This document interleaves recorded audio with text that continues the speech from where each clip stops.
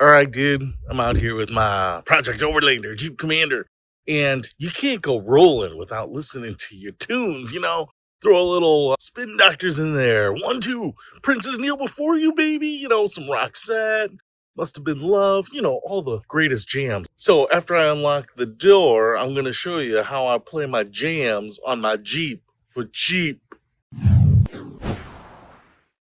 All right, got my key here, old school key.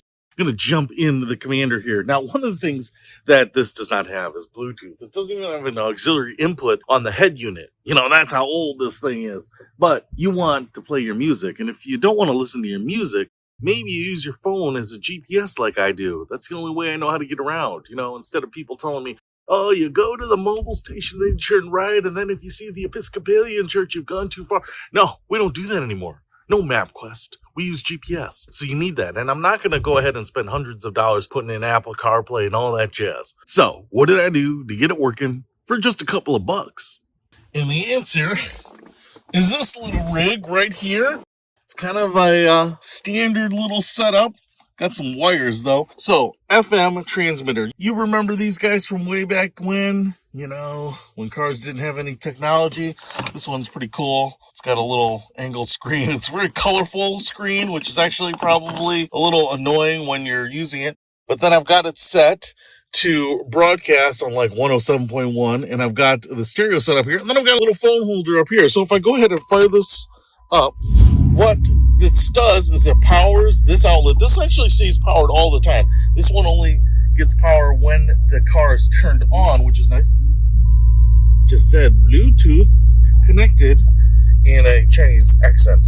So now I can take my phone, drop it in up here. This is actually one of those CD mounts. Since this stereo has a CD player, it's got one of these CD mounts. It's got a little thumb screw down here, which kind of splays open the back end, holds it in place.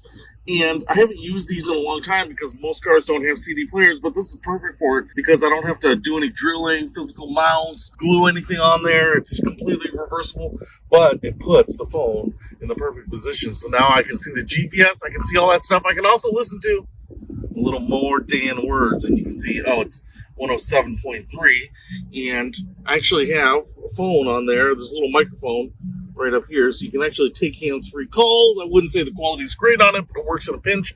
But now it's just like having stereo connected to my car, and it works surprisingly well. So even in an urban environment like this, 107.3 isn't taken. I don't get any real interference or anything. If anyone else drives by me listening to 107.3, they're going to hear all the same awesome jams and power ballads I'm listening to.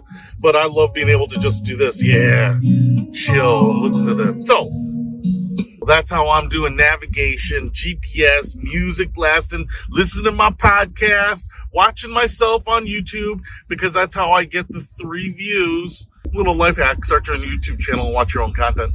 But this holder for something like $9, I think, and this little device here, I think this was like under 19 at the time I got it. I think it was like $15. So I've got both of those, and now I got a working setup. Oh, and I've got a lightning cable plugged into there, which I can plug into the phone and actually get power as well. So that's kind of nice. Hey, if you want to pick up any of this stuff, I'll put a link to it in the description below, or you can just come hang out with me in the Jeep. There's plenty of room. So come on by. Hey, Peter von Panda, out.